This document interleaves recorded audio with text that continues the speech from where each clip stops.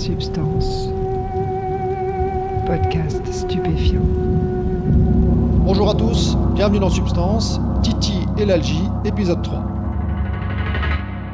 Titi a trouvé dans les psychédéliques un moyen de soulager son algie vasculaire de la face. Il n'a pas totalement guéri, mais sa situation devient supportable. Je me suis donc demandé comment s'étaient passées ses premières prises de psychédéliques, et notamment s'il avait vécu quelque chose de signifiant pendant le trip lui-même en rapport avec l'AVF. Je lui ai donc demandé si l'AVF avait été le thème de ses premières expériences psychédéliques. Réglez le son, mettez-vous bien et écoutez, vous êtes dans Substance.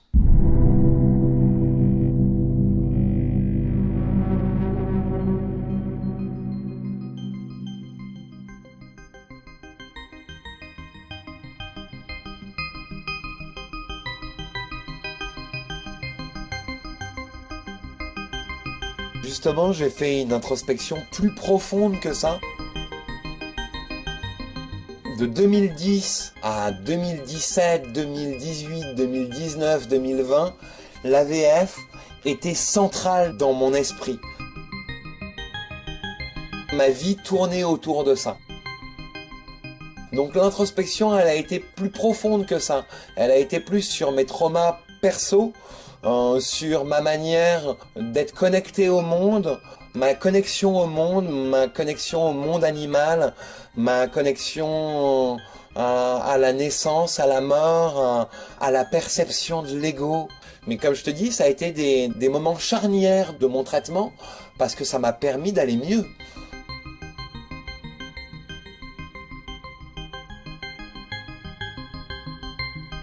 C'était pas des moments récréatifs, c'était des moments introspectifs. C'était des moments où j'allais chercher, je me posais des questions, je prenais du LSD et je savais que ça me faisait du bien et que je savais que c'était pour mon bien. Donc je me faisais violence et je savais que c'était pour mon bien et je continuais et quelque part j'avais foi. C'était de la foi. Et voilà, quelque part j'avais foi en le traitement et donc du coup j'y allais à pleine balle, quoi. À pleine balle, hein, j'y allais de tout mon corps, parce que d'un coup, là, je reprenais espoir. Je reprenais espoir parce que aucun des traitements qu'on m'avait donnés jusque-là ne faisait ces effets-là. Et donc du coup, je voyais bien le potentiel pour ma maladie et je voyais bien le potentiel pour mon état d'être et ma vie. Et donc du coup, que ça soit des moments psychologiquement durs de prendre des doses récréatives, c'était pas grave. Je passais par là et comme je te dis, c'était des moments d'introspection. Quand il y a un moment, j'ai rencontré Dieu. Hein, genre non, c'est vrai. Il y a un moment, j'ai rencontré Dieu. Moi qui suis pas croyant, putain, genre j'ai pris du LSD, j'ai rencontré Dieu pendant une balade, quoi. Waouh. C'est génial, mais en même temps, ça fait un peu flipper.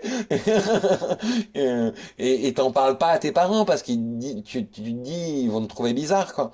Ils vont te trouver, ils vont te trouver vraiment chelou. Hein. Du coup, c'est quelque chose que tu fais tout seul. Là encore, c'est encore quelque chose que tu fais tout seul. Et moi, j'en parle à mes médecins de ça. En même temps que je le fais, j'en parle à mes médecins. Et mes médecins me disent, monsieur, ne faites pas ça, ou on n'a pas le droit de vous en parler, enfin voilà, je suis arrivé jusqu'à on n'a pas le droit de vous en parler, quoi. Parce que les médecins français sont tellement bridés dans leur exercice de la médecine, qu'ils n'ont pas le droit de parler de ce genre de traitement, même s'ils les connaissent, parce qu'il y a la loi de 1970.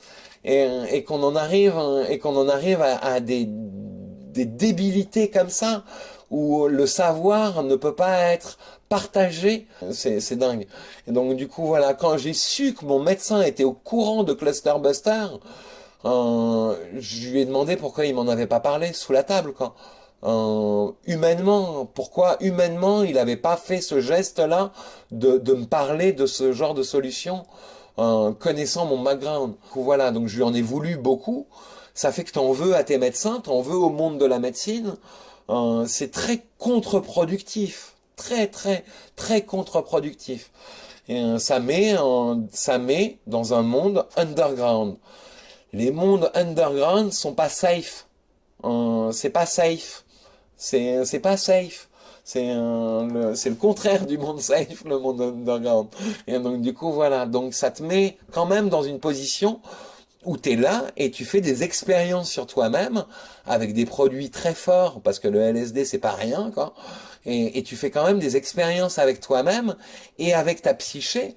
Parce que je te dis que je fais du microdosing pendant 30 jours, je prends des microdoses, je prends des 40 microgrammes par jour, donc c'est des doses, quoi.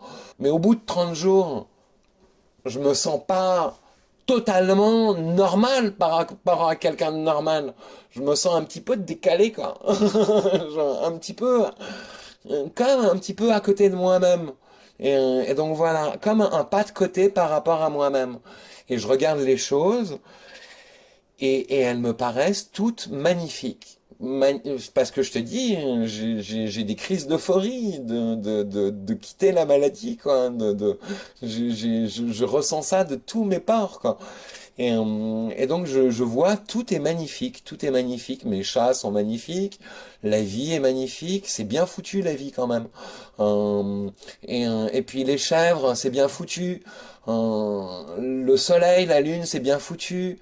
Le sens de la vie, c'est bien foutu. Tu vas chercher des fils comme ça, tu fais de la synesthésie. Tu fais de la synesthésie dans ton cerveau, chose que je connaissais pas. Tu commences à donner des goûts à des couleurs. Tu commences à donner des sons à des lumières. Tu commences à regarder la lumière différemment. T'es chelou, quoi. Tu vois, vraiment, t'es à côté de la plaque, ou alors t'es dans le vrai. Mais en tout cas, t'es quelque chose, tu vois. En tout cas, de toute manière, t'es quelque chose de différent qu'avant l'avoir fait. Et donc, du coup, je me dis, ben voilà, genre, je peux continuer. Mais ça va impliquer d'être autre chose qu'agnostique.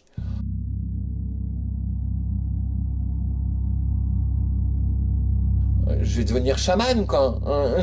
Genre, non, mais tu vois, ça te connecte au monde. Tu vois, genre, voilà, tu dis, ah ouais, d'accord. Va falloir que je dise aux autres malades qu'il y a des solutions, voilà, mais que ça a des conséquences. Et ça te donne une responsabilité en plus. C'est grave, grave. Parce que d'un coup, t'as une solution. T'as une solution. Et les gens, tu les vois, ils vont faire des neurostimulateurs avant d'essayer un simple truc comme le LSD, qui est pas plus grave qu'un autre médicament qu'ils ont pris avant, quand, tu vois, genre, mais qui va les aider, peut-être, possiblement mieux que le reste. Et donc voilà. Et donc, l'impossibilité d'aller vers ces traitements, plus le fait que moi j'ai trouvé des solutions, faisait que j'avais envie de partager aux autres mes solutions, et que j'allais d'autant plus sur les forums, pour parler de ça, et j'ai remarqué que d'autres personnes faisaient comme moi. Et j'ai bien vu qu'il y avait des gens qui me disaient, ah non, mais moi j'ai des problèmes de drogue, alors le LSD sûrement pas. Euh, donc une réaction réactionnaire face au truc, face aux gens qui étaient un petit peu plus propres à être adeptes du truc. Et donc j'ai fait un groupe de malades qui faisaient comme moi, j'ai commencé à leur téléphoner, à leur dire, bah oui, tu fais comme moi, bah oui, on fait comme ça, oui, on fait comme ça, moi j'ai ce genre de solution. Les autres malades me disaient, bah oui, mais moi je vais même plus sur les forums, vu que je suis plus malade. Voilà, la solution est tellement radicale qu'ils ont oublié qu'ils étaient malades, quoi, tu vois, genre voilà. Et puis ben moi j'ai continué, j'ai commencé à contacter des gens qui parlaient de ce sujet-là. Donc j'ai commencé à contacter des chercheurs, des doctorants, des chercheurs académiques qui faisaient de la recherche là-dessus. J'ai continué à tisser mon réseau et comme je te dis, à parler ouvertement du truc. C'est-à-dire que je n'ai pas de problème à en parler. Moi, je suis pas régi par la loi de 70. Je suis pas bridé comme les médecins. Je suis une parole libre. Je suis un malade déjà. Je sais de quoi je parle. Bref, ma parole a du poids.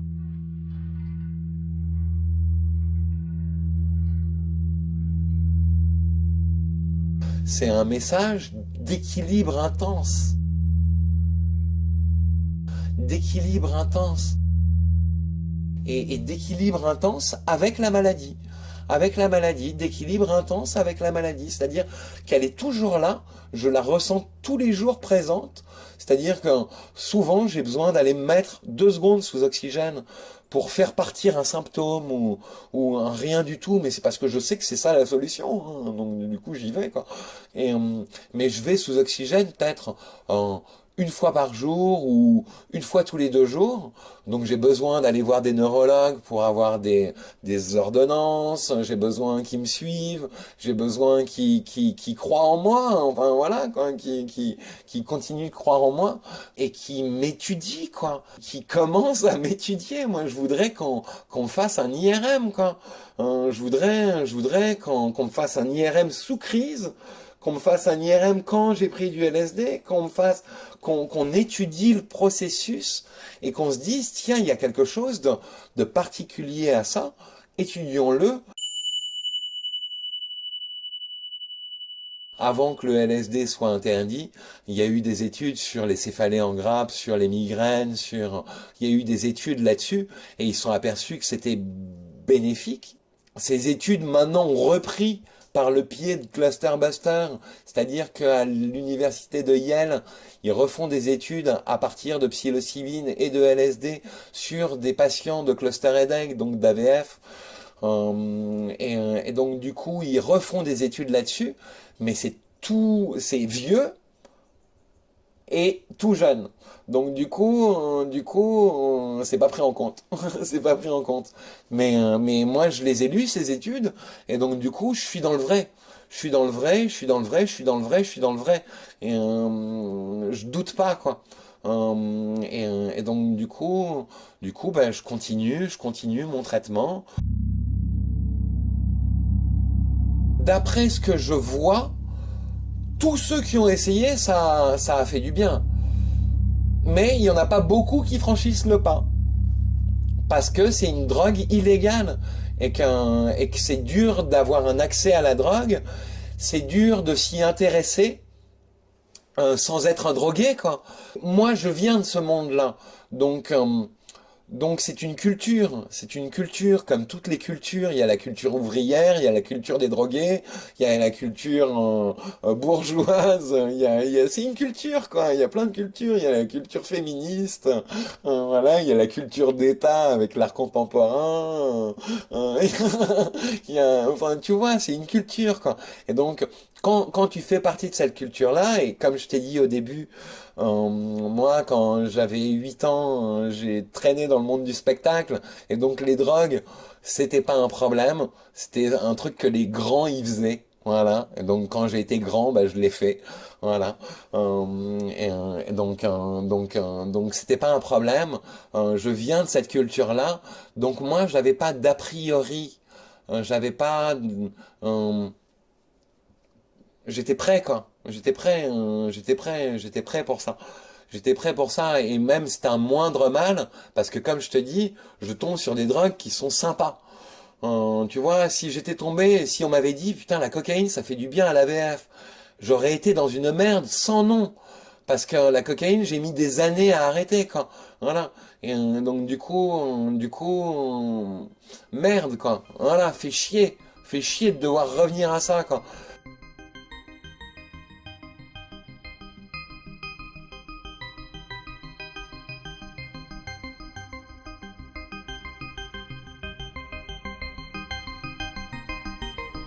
J'ai des troubles psychiatriques. J'ai des troubles psychiatriques J'ai des troubles psychiatriques. Voilà. Donc, je prends un traitement psychiatrique antipsychotique pour pas péter les plombs. Et si je le prends pas, j'ai des crises de speed. Tu vois, genre des crises de speed, je peux sauter à la gorge de quelqu'un parce qu'il m'a énervé. Enfin, tu vois, ce genre de réaction un peu non adaptée, voilà. Et donc du coup, je suis suivi pour ça. Toutes les semaines, je vais au CMP et je suis suivi au CMP, c'est-à-dire que je vais parler à quelqu'un sur ce qui s'est passé cette semaine, sur est-ce que je suis pendant une période où je prends du LSD, est-ce que je suis dans une période où je vais bien, est-ce que je suis dans une période où je peux pas écouter les infos parce que je peux plus écouter les infos, parce que sinon j'ai envie d'éclater tout, et donc du coup, tu vois, genre, même le journaliste qui parle, j'ai envie de l'éclater au moment où il parle, quoi, tu vois, voilà, genre, ça, j'ai une grande violence en moi, et donc du coup, je suis suivi pour ça, voilà, et les deux liés, bah, ça a fait que je suis handicapé, voilà.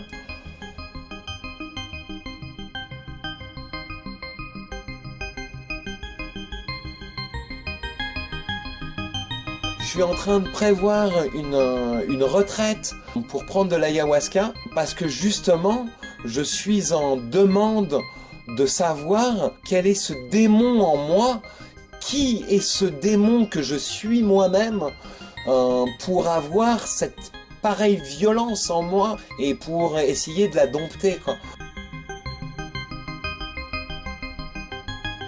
C'est-à-dire qu'avec le CMP, je vais leur dire, écoutez, j'ai envie d'éclater tout le monde, voilà.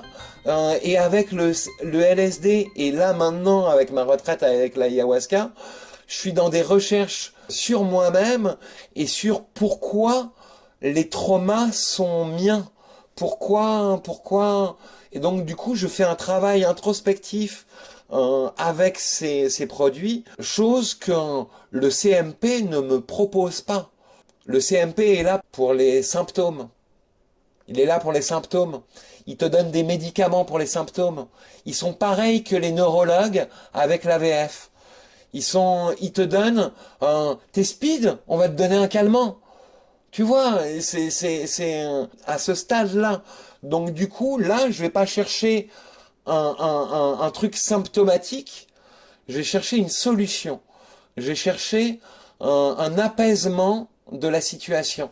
Et donc du coup, c'est pas du tout la même démarche, mais c'est une démarche que m'amène à avoir le LSD, et c'est tout un processus qui a été commencé avec mes premières prises de LSD, de manière celles qui ont été psychédéliques.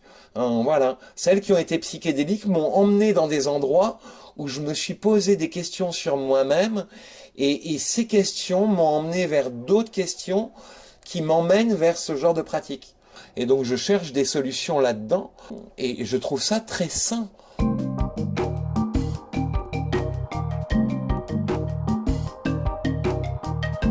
J'y vois pas d'effet délétère parce que au final, je suis à la même place et je vais beaucoup mieux. C'est concret, quoi. Et comme je te dis, il n'y a aucun médicament, aucun traitement, aucune démarche qui est arrivée à faire ça avant ça. Voilà. Avant ça, je me tapais la tête contre les murs et je criais quand j'avais des crises 5 fois par jour, quoi. Et je pleurais quand la journée commençait parce que j'écoutais les infos et que j'étais tellement déprimé que je commençais la journée par écouter les infos et que je pleurais sur le sort du monde parce que le monde va mal, quoi. Voilà. Et en fin de compte, quand tu vas bien, ben t'es un élément qui va bien dans le monde. Donc déjà, le monde, il va un peu bien.